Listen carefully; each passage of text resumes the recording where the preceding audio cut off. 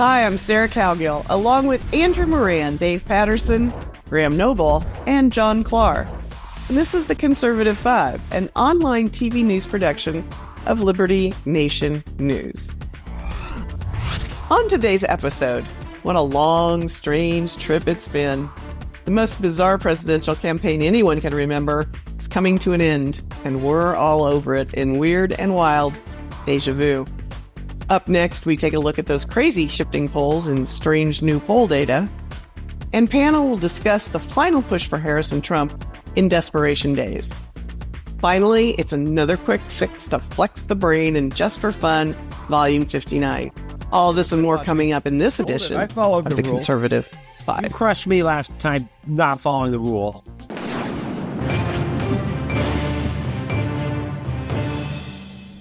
Ever since Donald Trump announced in 2023 that he was running for president again, a lot of folks thought he'd never get past the primary. Again, never underestimate the Donald might be the message there. Then Joe Biden slipped up. The media finally announced the emperor was wearing no clothes and slid in the most unpopular vice president in modern history. Centuries of modern vice presidents. And in a couple of assassination attempts, and this has been the weirdest presidential campaign in 50 years. That's my opinion, of course, and Graham may have a different view than mine. Hit it, Graham. No, Sarah, I think you really nailed it with that.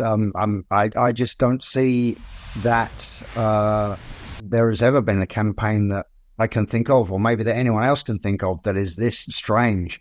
I'm reminded of the film, I think it came out maybe in the 80s, or there was a movie called Sex, Lies and Videotape.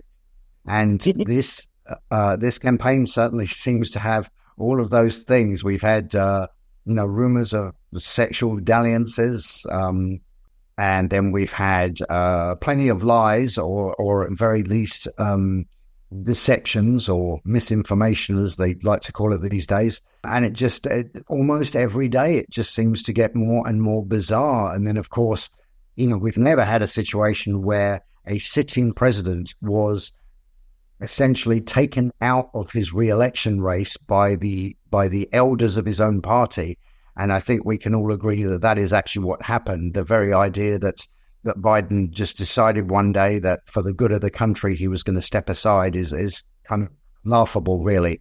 He was ousted, I think, with Liberty Nation in previous video productions have described it once or twice as a palace coup, which is what it was. So we never had that.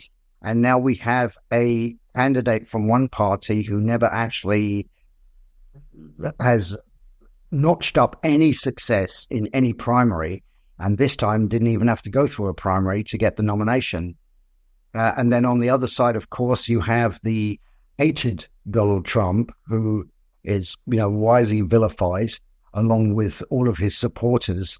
And of course, we just had what I think might be the much ballyhooed October surprise, which I will be writing about, and you'll be able to read it on the pages of libertynation.com. You will be able to read it in the morning, October 31st, Halloween. How appropriate.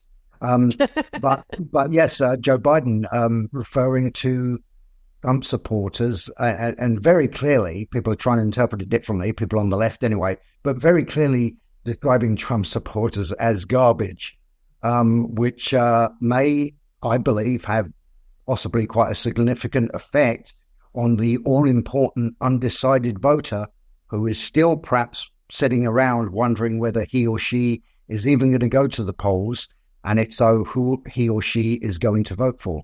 So that's an interesting one. So back to your original point about it being the most unique or surprising or unexpected or weirdest campaign, certainly in the last 50 years. Absolutely. I'm right up there with you, Sarah, on that one. I want to see the next big thing in Halloween costumes is just a big hefty bag with garbage sticking out of it and a Trump sticker on it.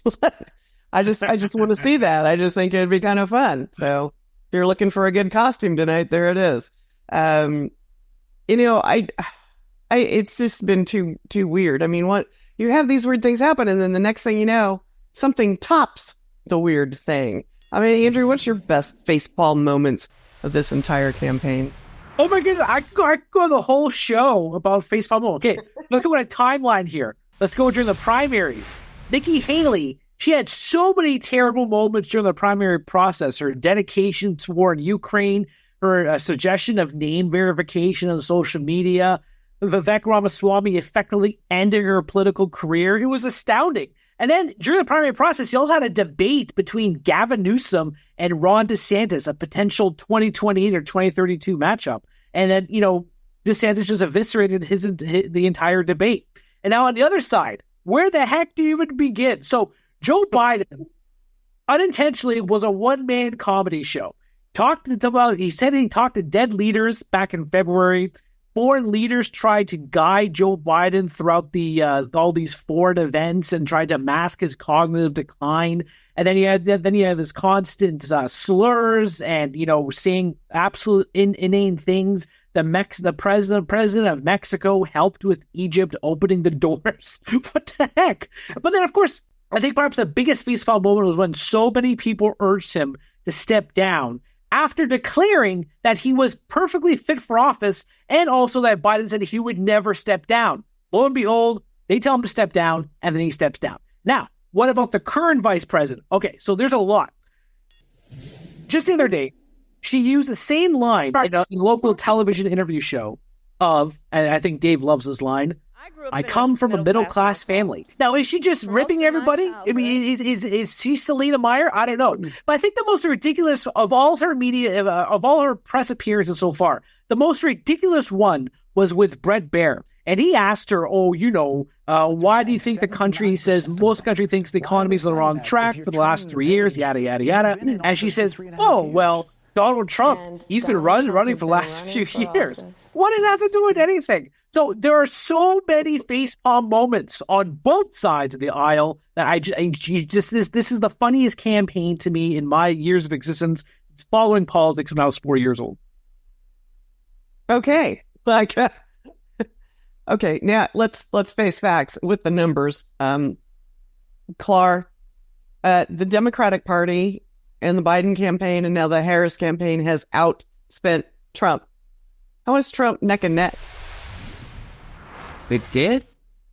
Oh, fortunately, I've done a little research on exactly those numbers for our listeners today. I'm glad to be a good reporter.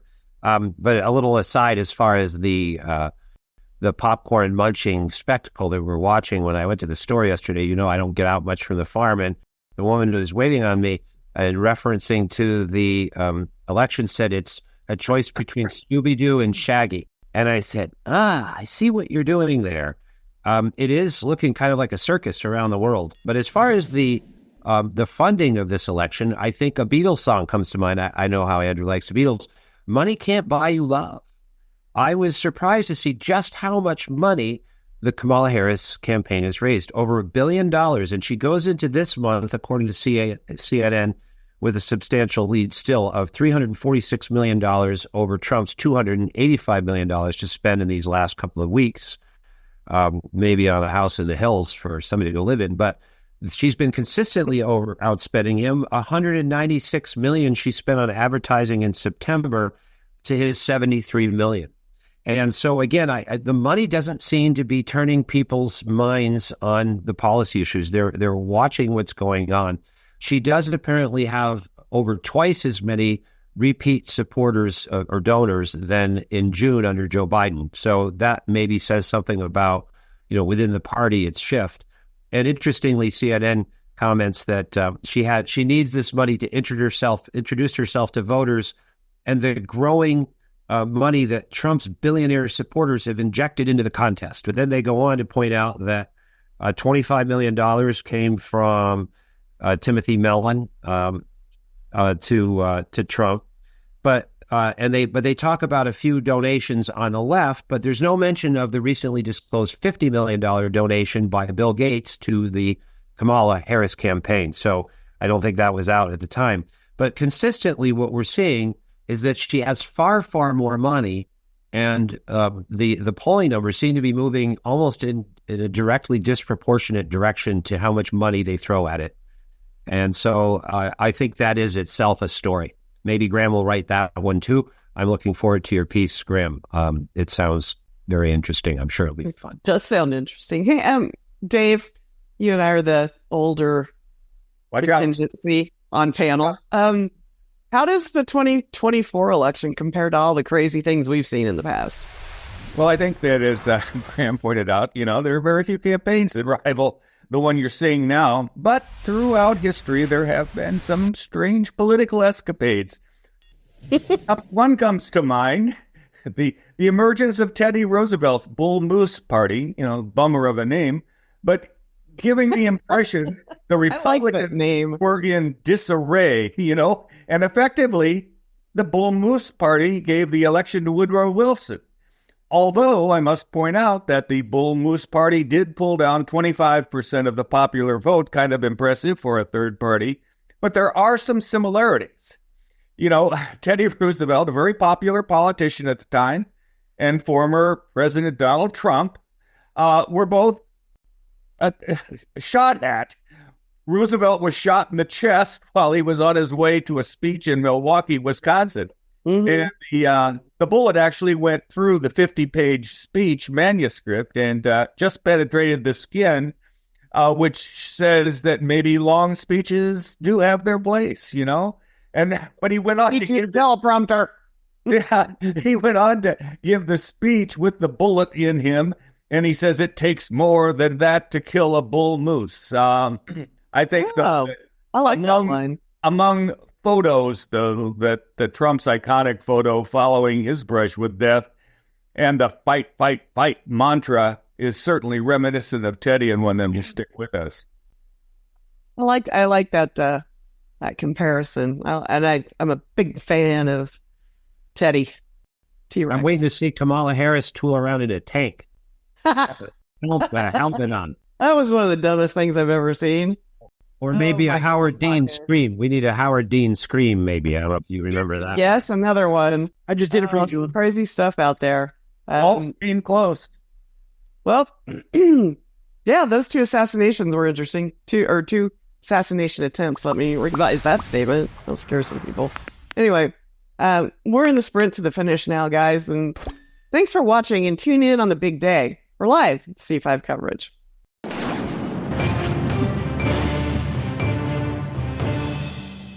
The adage, lies, damned lies, and statistics can sum up the long slog we've just been through this election cycle. One thing is markedly different than other years, the statistics part. Specifically, the change in demographics and polling numbers. The times, they are a-changin', and if 2024 polls are any indication, so are the Hispanic Latino union voters' support. John Clark, help us out here. I know you want to explain while wearing your professor hat. What has happened this year? And I know how much you love numbers. Well, I'm not wearing a professor hat. I'm wearing a hat of a person who cringed with the Madison Square Garden event when I heard that comedian make that statement about Puerto Rico, where I had a wonderful time last year, wonderful culture.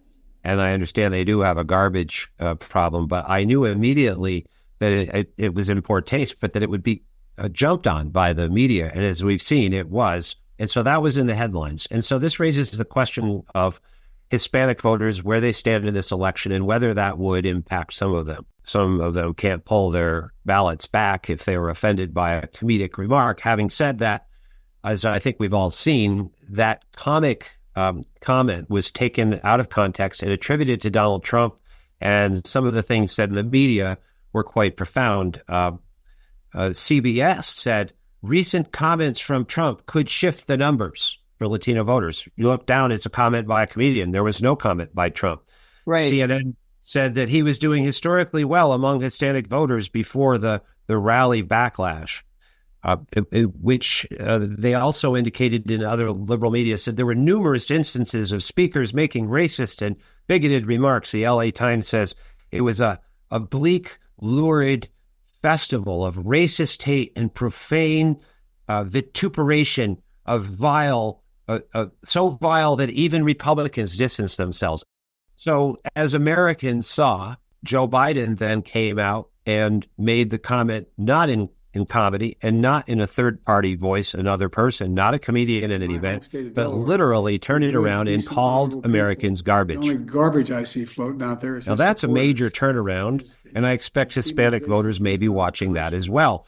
Maybe you can't buy people with these simplistic messages. Maybe they're actually looking at the policies and the border and the inflation and the other issues that both candidates are talking about. Now, statistically, though, the Hispanic voters are very important, as the media reminded us. According to Pew, there are 36.2 million eligible Latino voters in 2024, which is an increase of over 4 million from 2020. Though if you look at it, a lot of them are not registered. That's been the biggest growth in a single voting bloc, other than Asian Americans, who appear also to be leaning towards Kamala Harris. It's a little harder to read the Indian population as far as reliable numbers, but there are more Indians voting as well.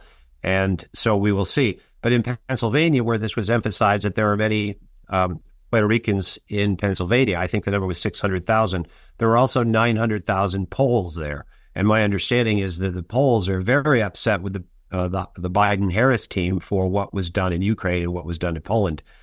There are also Amish, I read, are going to vote because they're losing their farms. So 59% of Hispanics voted for Joe Biden in 2020. The indication is that 62% are currently voting for Kamala Harris, which is a bump up in her column. But I'm not sure what those real numbers say or what the betting odds are in Hispanic communities. But this latest development in the Biden camp may very well blunt whatever perception there was that the rally comment by a comedian was going to have on the America's Puerto Rican population. I guess birds of a feather kind of thing, huh? Well, we're all trying to read talk. We're trying to read tea leaves. Channeling my great grandma right there. Andrew, has this been coming since 2016, or is this new? I'll answer that for one more. I just want to make a comment about what John was saying about Latinos. When it comes to being registered to vote, I've seen the numbers. It's actually been on a gradual increase since 2016. Also, when it comes to within the Latino electorate, Latino men have been gravitating toward more Trump and the GOP. I think the last poll I saw is that there was a split of 47% between Harris and Trump when it comes to Latino men. Now, to your question about since 2016, for the union vote, most definitely, the entire shift to electric vehicles, just as an example, hurts unionized auto workers. And, what administration has been emphasizing EVs for the last few years? It's been Joe Biden. Despite him claiming contrary, the Ford CEO, he even said that, we need fewer workers if we're building all these electric vehicles. Guess who's been pointing that out? Donald Trump was the one. And then back in 2016, one of the few presidential candidates to talk about NAFTA the way that, Ross Perot did in the 90s was Donald Trump. Even the Trans-Pacific Partnership, he got Hillary Clinton to tergiversate on that disastrous trade agreement. And then the plethora of other trade agreements that many blue-collar workers say has negatively impacted their livelihoods. He was the one who talked about that. Now, when he was president, did he establish better trade agreements? Most likely not. And I'll say one more thing, too, about polls, and John alluded to this, the betting markets. Now, our fabulous Lisa Donner, she's writing these tremendous articles about polls and polling data and all these pollsters. But there's one thing that should be shed light on, or that could dramatically transform the polling industry, could be the betting markets. Now, the latest betting market showed Trump winning in a landslide. Whether that's true or not will be revealed in a few days. But if they do show that, then the betting markets are going to have such a huge sway on all future elections coming. So, maybe perhaps pollsters will go the way of the dinosaurs, and betting markets are the new way forward for all the political strategists. That should be a real a fundamental shift when it comes to gathering electoral data. Musk and RFK have made a serious demographic impact, I think. And and then you've got the walk away with Brendan Straka, and that has really taken off too. Am I wrong, Dave? Or are we seeing a big shift? Oh, besides, Elon Musk and Robert Kennedy, I think Tulsi Gabbard becoming most vocal former Democrat pushing Donald Trump is noteworthy.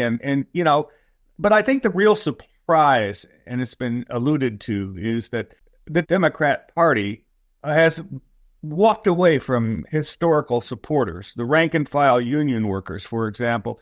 But it's understandable. You know, their take-home pay has been reduced by the Biden-Harris economic policies. And the Teamsters' refusal to back Harris, the Washington Post and the Los Angeles Times not taking sides, that's very unusual. And you also have the United Auto Workers for Trump, a break away from their leadership. But something that I think was impressive for those who watched the Joe Rogan experience with former President Trump is that in the middle, they're chatting, and they go from President McKinley's perspective on tariffs, which Trump explains, and then they immediately go to the intricacies and details of boxing, which former President Trump was also very capable of holding his own in the conversation. It's not likely that those kinds of can boxing make it broad, from horizon to horizon subjects would be in Vice President Harris's wheelhouse. Don't you think? But, you know, these are pretty serious shifts in the political landscape, although I don't think anybody could quite call it a tectonic shift. Who said tectonic? I did. Well, if you talk about 2016 to now, you can say definitely one thing perhaps will change electioneering, and that's podcast. This has been the podcast election. You have Trump going on so many different places, including the Joe Rogan Experience, that Eric Von something, he was on there. Andrew Schultz, he was on there. Trump's been absolutely everywhere. Kamala Harris, she's been on a couple, Call Me Daddy. And now with this new thing at Joe Rogan, J.D. Vance is going to go on, but Kamala Harris isn't. Joe Rogan said that, Kamala Harris has offered 1 hour and that he had to go to her. But the power of podcasters is so immense that he says, nah, I want to do 3 hours and you have to come to me. It's massive change from what it was just 8 years ago. Well, they have a bigger demographic. Most podcasters have bigger demographics than any of the cable news networks anymore. To that point, I mean, 37 million hits on Joe Rogan Experience. Where could you get that exposure anywhere? And that's why Bobby Kennedy went that round too, when the mainstream media were absolutely platforming him. He showed the power, and it continues to grow because people want to hear the truth, and they can't get it from the mainstream media, as Jeff Bezos just pretty much conceded in his own statement. I thought Dave was being funny though when he said tectonic. I thought he was talking about Elon Musk, and was that your point, Dave? That it has one. No, that was not a play on words. It was more of a geological reference. But it fits. Just add a C. Yeah, I'm glad we had to work that out. Everybody get out your, dictionary so we can understand what the heck Dave's talking about. Hey, Graham, what has been the most surprising in this whole year? The most surprising change in the American voter? I mean, is it the demographic of union households? Is it the black voter, the Hispanic voter, the soccer moms? I mean, help us out here. Well, they've all been surprising in their own right, really. These demographic shifts from one place to another, and yes, it does come down to the fact that the I believe the Democratic Party has changed far more over the last, let's say, 12 years or so than the Republican Party has. And the Democratic Party has definitely shifted. I mean, it still relies on its, there's a core there that is the traditional core of the Democratic Party's voting bloc, which is, blacks, Hispanics, women, college-educated people. But the thing is, it's okay. So here's the thing: in terms of democratic shift, I think the biggest surprise is that, in fact, most people always expected that younger voters, the kind of the people who are old enough to vote for the first time, or perhaps only, this is only the second presidential election in which they're old enough to vote. I think everyone naturally assumed that they would, by massive margins, vote for Kamala Harris, and that doesn't seem as though it's going to be the case. I think Donald Trump is going to end up getting far larger slice of the younger vote, the youth vote, if you like, than anyone expects. And I think that has a lot to do with tying back into what Andrew said. This is the first podcast general election. And of course, the younger voters, they're all about the podcasts. They are all about them. And they're not taking their news anymore from the establishment media and from the broadcast and cable news networks. They are going to the podcast and they're going to social media. And that's why they are getting a far broader range of opinions. We always talk about confirmation bias, right? It is, generally speaking, everyone to a greater or lesser extent is kind of guilty of it, where you believe something and then you look for sources that will corroborate what you believe. Well, I think what's happening with young people is they may be thinking that Donald Trump's a monster and that Kamala Harris is going to save the country and save democracy. And then they start watching a podcast, and all of a sudden they are listening to somebody on that podcast tell them something that they're like, wow, I had no idea. I had no idea that this was happening, or that this person said this, or that this person did this. They're still trying to indoctrinate young people at school, but when these young people get on social media and watch their podcasts and all the rest of it, then they're suddenly getting hit with opinions, points of view, perspectives, and information that they didn't even expect, that they didn't even know was out there. And so I think that's going to be quite a big change. And I think that might end up being one of the most remarkable features of this particular election. I don't know why I didn't think of that. I really didn't. And it's like a given that the young people usually start out Democratic and then, move towards conservatism once they get out in the world and have to pay taxes. That's always been, the kind of the rule of thumb. But I hadn't thought of that in the terms, Graham, that you just brought up. So, but, guys, we can bring you the news. But predicting the future is all up to you. Thanks, panel. Thanks for tuning in.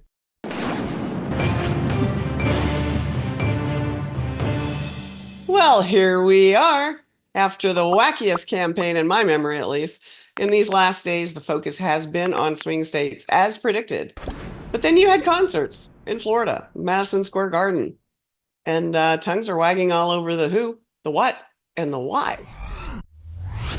Surrogates are all over the place, begging for votes, kissing babies, and making promises. So let's just start this conversation with what both campaigns are doing now while rounding third base and headed for home. Dave, you have the floor. Best Surrogate Ever award is yours to decide. Well, I think what we're seeing in the 2024 campaign is unusual, strong advocacy from former national security wonks, all for Harris. But the award goes to retired Admiral William McRaven, who in his op-ed for the Wall Street Journal claims to be an enlightened but disappointed Republican voting for Harris. He sets out to school the WSJ readers in the civility of America's founding fathers. He quotes George Washington's admonition, speak not injurious words, neither in jest nor earnest, scoff at none, though they give occasion. Meanwhile, Martha missed the memo and refers to Thomas Jefferson in print as one of the most detestable of mankind. and then you have the son of Washington's vice president, John Quincy Adams. He also missed the advice, running against Andrew Jackson for president in 1824. He accuses Jackson of being a cannibal in handbills distributed during the campaign.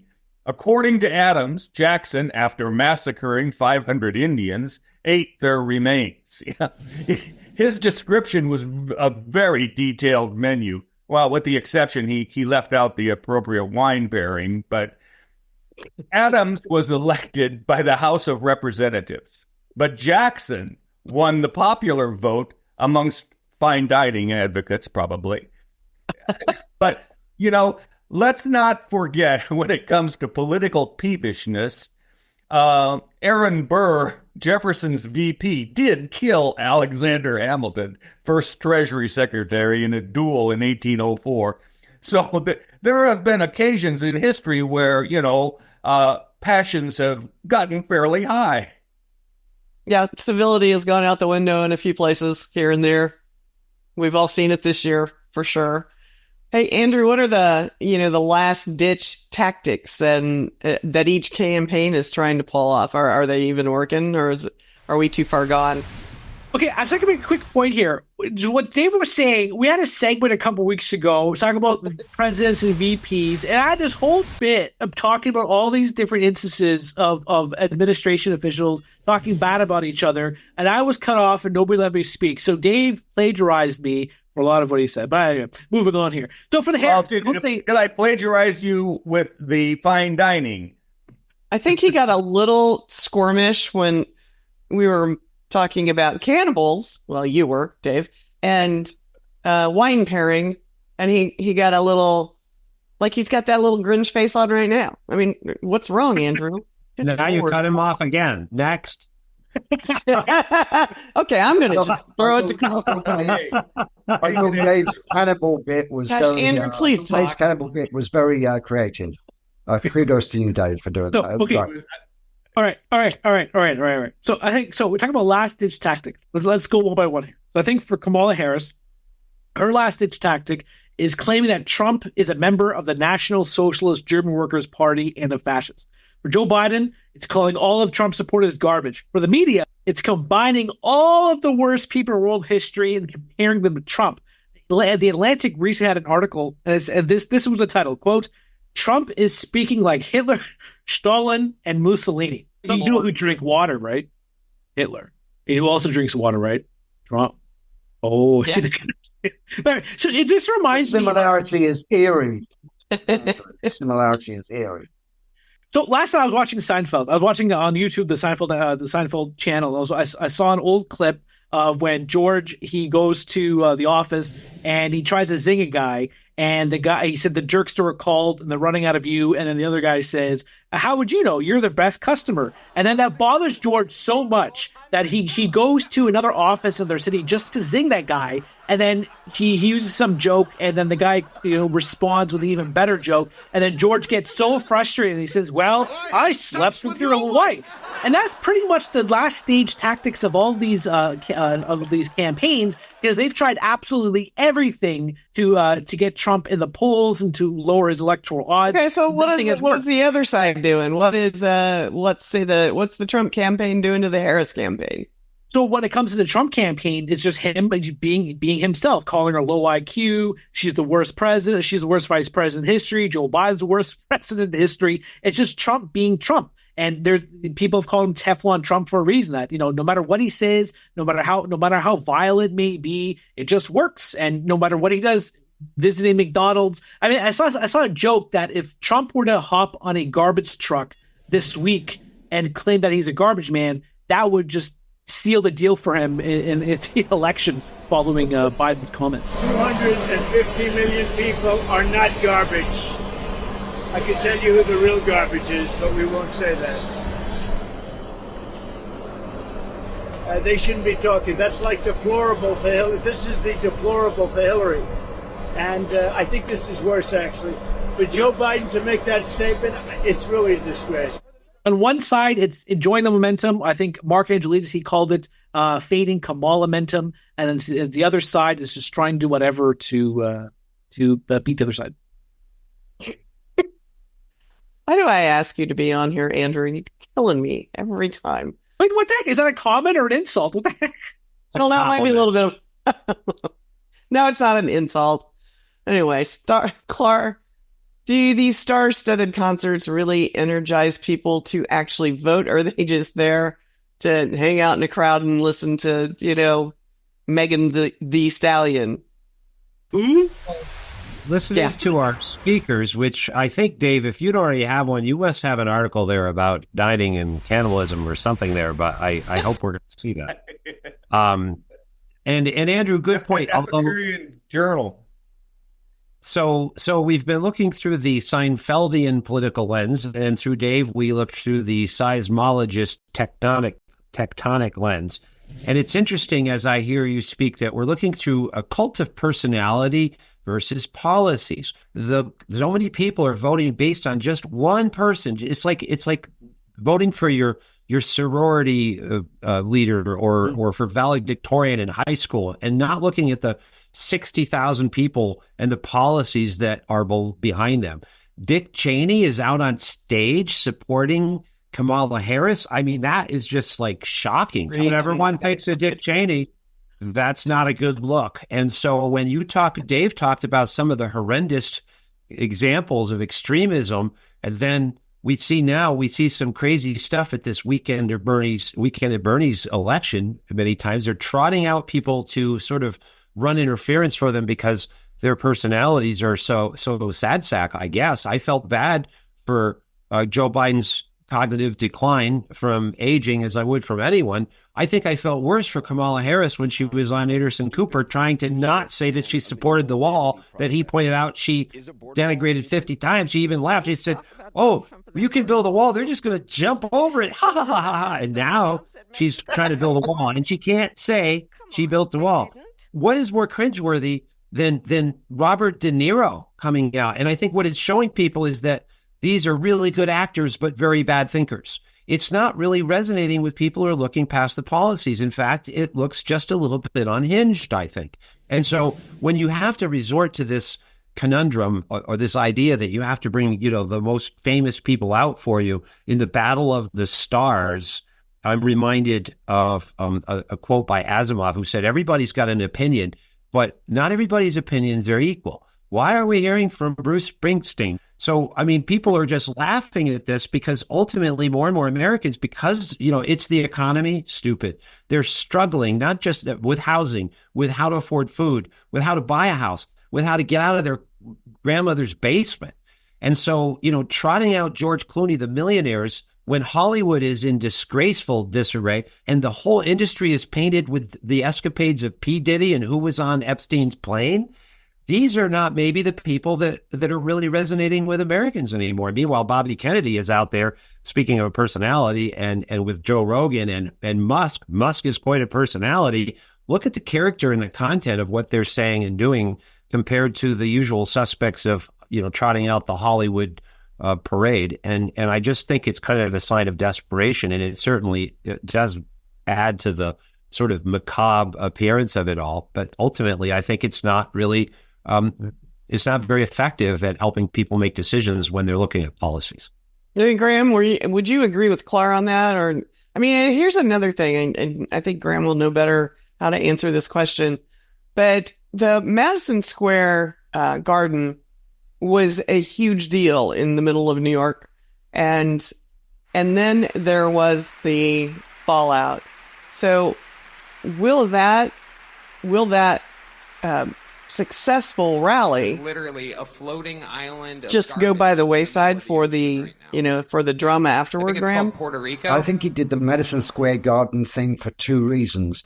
Number one, just to poke the Democrats kind of in the eye, kind of flip them the bird, if you like, saying, hey, I can go into deep blue New York and even deeper blue New York City and hold a massive rally, and Kamala Harris, if she tried to do that in, say, the deep Indiana, South, anywhere, it just wouldn't work. There's another reason why Trump did things like going to New Jersey and going to California, is that he is working on, and I'm not the first person from Liberty Nation to point this out, so I have to give credit to our senior political analyst, Tim Donner, because he's already pointed this out, that Trump is already working on helping the down ballot races.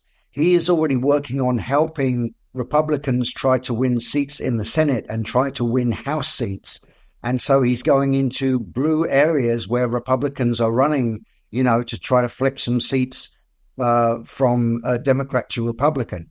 And the fact that he's doing that at this stage in the election, when, it's a week to go, you'd think that both candidates would be out there, beating the streets, practically knocking on people's doors themselves all over the country, and especially in their strongholds, maybe, just to make sure that their own strongholds don't slip away, whether it's Trump or whether it's Kamala. The Trump campaign is not doing that. The Trump campaign is already It's almost like he has stopped campaigning for president already, and he is now campaigning so that should he win, he has a Congress that he can use to get stuff done. Because the last thing he needs now, from his point of view, just look at the last 4 years he was in the White House. The last thing he needs is to be president and have a Democratic-controlled Congress. Because you know what they're going to do? They're going to do the same as last time. They're going to impeach him every time he yawns, which I don't think I've ever seen him yawn, actually, which is weird. But, they're going to impeach him, every time he opens his mouth. At this point, there is no real cohesive Harris campaign anymore. It's dissolved into they keep trying new stuff. Into abject hysteria. I mean, they're just throwing everything against the wall now to see what sticks. And it's sort of amusing to watch, really. I have a question before we go. Who the heck is Megan Thee Stallion? Is that a horse? The Kentucky Derby? What is that? I believe she's a singer. I would expect a rap artist. Look her up. I suspect rap or hip hop. Oh, Sarah listens to music. I've heard her name, and I believe I've even heard some of her music. And although it's not my kind of music, she does appear to have a pretty good voice. I'd say that. She has a great voice. She has a huge following, and I will let Andrew Google her and listen to her lyrics. I would say one thing about that joke, the floating island of garbage thing. There's a couple of things to bear in mind about that real quick, and that is, number one, that would have been kind of a funny joke to do, a comedy show or in a comedy club, but to do that on the stage at a political rally, no matter whose political rally it was very poor judgment on the part of Mr. Tony Hinchcliffe, I believe his name is. The joke itself, I didn't think was that offensive at all, because he clearly wasn't talking about the people of Puerto Rico. He was clearly talking about the fact that Puerto Rico has a chronic garbage problem, which has been well reported on by the US media in the past, by the way. It's not the same as Joe Biden literally referring to millions of Americans as garbage, which is exactly what he did. The only garbage I see floating out there is his supporters. And the other thing I say is I don't think we'll have any bearing whatsoever. That particular joke is going to have no bearing whatsoever on the election. And here's why. The Democrats look upon every single racial group, every single ethnic group as homogenous, as a kind of a monolith. And, Latinos or Hispanics, if you want to call them that, they are the same as Asians. It's like kind of saying that all Asians stick together. They don't like, the Japanese and the Koreans do not get along. The Chinese and the Japanese don't get along, and it's the same with Hispanics. A Cuban or a Venezuelan or a Nicaraguan is not going to be in the least bit bothered that some American comedian who hardly anyone's ever heard of referred to Puerto Rico as a floating island of garbage. They don't care. All right. Well, hey, as the Grateful Dead once sang, what a long, strange trip it has been. We'll be back with live coverage on Election Day, so stay tuned for that big event. Thanks, panel.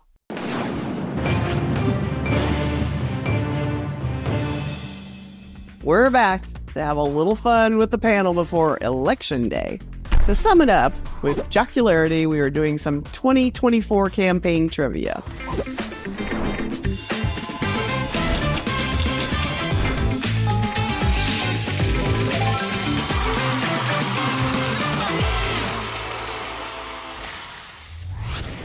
Andrew Moran, our economic comic, is running the board. He's worked tirelessly, jammed up on caffeine, to bring the questions for panel and the viewers to attempt to answer. Andrew, it's all yours. Thank you. Yes, I recently bought a Keurig coffee machine, and I love that thing. It's so wonderful. Well, anyway, so the moment you've all been waiting for, the final C5 trivia before election. It has been a fun ride for the past year and change. Dave Patterson has been winning most of the trivia content. Graham Noble has refrained from punching all of us through our computer monitors. John Clark has dazzled us with Clarinomics. And Sarah Cavell is just, she's just plain dazzled us. So as Joe Biden says, all good thing must come to Well, anyway, let's get started with some trivia. And audience, let's see if you've paid attention to politics. If you haven't, don't worry, neither has the sitting president. So, question number 1. On the latest episode of the Joe Rogan Experience, former President Donald Trump wished he was in this profession. Was it professional wrestling, whale psychology, or McDonald's chef? Wrestling. I agree with Sarah. Yeah. He said, I'd like to be that. Whale psychology. Whale psychology, really. Whale psychologist. Yeah, that's what he said. All right. Because he was talking about the windmills killing the whales. So, nobody got that. So, question number 2. What hoax did Vice President Kamala Harris bring up in her one and only debate with Donald Trump? Was it the Fine People hoax, War of the Worlds, or the Snake Diaries? Yeah, and Fine People hoax. All right, goes to Mr. Grant. Question number 3. Aside from the minor Republican candidates, who was the first major Republican contender to end his bid for the party's nomination? Was it Mike Pence, Chris Christie, or Tim Scott? Pence. Hey, yes, Sarah got it. He ended his bid on October 28th, 2008. But of course, the other was, Larry Elder. He ended his early. Will Hurd, yada, yada, yada. So, question 4. Soon after Kamala, it's always Kamala. I have to remind myself it's Kamala. So, soon after Kamala Harris declared her pursuit for the presidency, what title did she deny ever having despite raising the issue since 2021? Was it Kamalian, Joe Biden, or Border Czar? Border Czar. Border Czar. But the boys already answered that one. Yeah, but again, like Graham says, you read the question and then provide the answers, and then someone chimes in. That's great for the audience because not everyone, pays attention to politics like this fine crew does. I agree. Okay. Well, let's follow Andrew's rule. Everybody yells out. That's a good point. We want to let the audience play with it, or they're going to quit watching. Hold it. I followed the rule. You crushed me last time not following the rule. Okay. Follow the rules. After I didn't follow them. I follow the rules when I can. I'll follow the rules now. That's the only one I'm going to have the answer for anyway. We're following the rules. Let's just Andrew reads all the answers, and then we just annihilate whoever's. Okay, I'm going to play chess on my phone in the meantime. So, question 5. This spring, Joe Biden recollected on the death of his uncle during the Second World War. What did he say? He was abducted by aliens, Trump shot him, or cannibals ate him? Cannibals. 3. Uncle Bozy. You should have brought that up, Dave, when we were talking about cannibal in the last one. Yeah, I was going to actually to keep the cannibal metaphor going. The There's your article. There's your article. What do we pair Uncle Bozy with? I think in the first, kind of gross. Sorry, audience. We should do a whole C5 segment on cannibalism, I believe. We'd have to put it with a political and founding fathers bent, and I think we got the founding fathers covered. So, no, I think it goes good with the fine wines of New Jersey. The Bayonne Beaujolais, which goes good with beef jerky. What are we, Europeans with the Chardonnay and the Beaujolais? That's from Seinfeld. Anyways, question number 6. For some reason, the Harris campaign started using a word to describe Senator J.D. Vance and other Republicans. Was it cool, pseudo-hermaphroditism, or weird?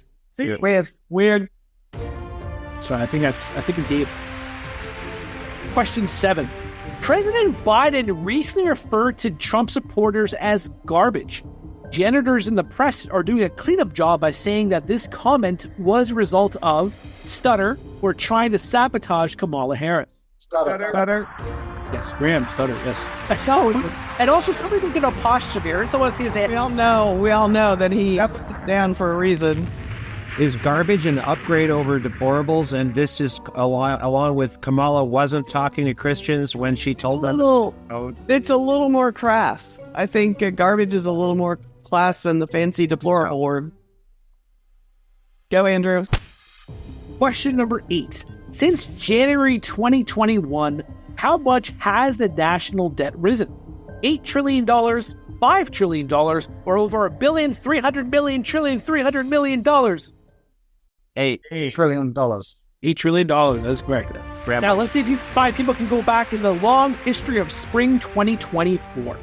President Biden lost what territory during the Democratic primaries to little-known candidate Jason Palmer?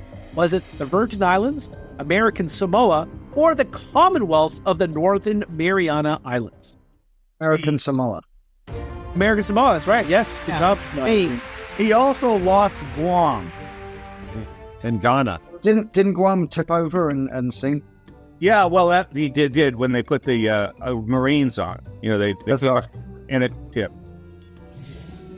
All right, question 10. I have not been following score, so I have no clue who's leading, but I'm going to say Sarah's leading because I think we should all let Sarah win this just because Sarah is so far behind, and the audience knows that Sarah has not been very responsive on this one. I think you have 2 points, right? I think we should have, after all of these trivia things, we should run like an audience poll on Liberty Nation, and the audience can go in and vote for who they think won. Oh, that's a good idea. Or we could have a score on I could have tens of thousands of hundreds of millions of people saying Sarah's a dummy. So no, we could DEI you. You win for your gender, and her merit is irrelevant. I think we should allow democracy to be in force and simply appoint someone. Point out when I What? Yeah. No. Right, just go, Andrew. Next question, Andrew. Final question. Besides Donald Trump, what other presidents or presidential candidates have held rallies at Madison Square Garden? Was it Bill Clinton, John F. Kennedy, Richard Nixon, or all the above? Nixon. John F. Kennedy. Above. All of the above. That is correct, John Clark. Nice. There's been so many presidents who held rallies at MSG. FDR, Richard Nixon, all of them. So many of them, yes. So if you looked at the audience, Trump may have been the only one to fill the stadium with at least 2,000 people in line outside. That's a lot of people. It is. And that's tomorrow, and that is us for us today. Okay, whatever it is, it's not right on the teleprompter. I don't know what that is. I've never seen that. Okay, but I can't read. There's no words on it. There's no words there to play us out. What does that mean, to play us out? But I don't know what that means, to play us out, to end the show? Okay. That's tomorrow, and that's tomorrow, and that is for us today, and we'll leave you with... I'll write it, and we'll do it live. Where's the net? Somebody get the net. We got to take it out of here. That is it for us today. I'm Andrew Moran. Thanks again for watching. We'll leave you with Sarah Cowgill and a cutoff of her new album. Well, folks, straight jacket for Andrew. Thanks for playing again. Don't forget to come back to LibertyNation.com for live coverage of Election Day and the morning after. Thanks, panel.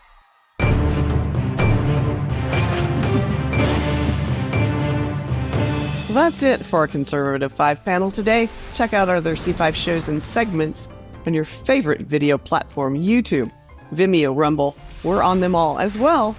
Liberty Nation has its own Roku channel where you can see all of our TV productions.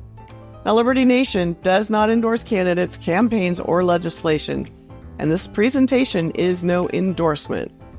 I'm your host, Sarah Cowgill. Thanks for joining us today, and tune in for our live election coverage on the big day.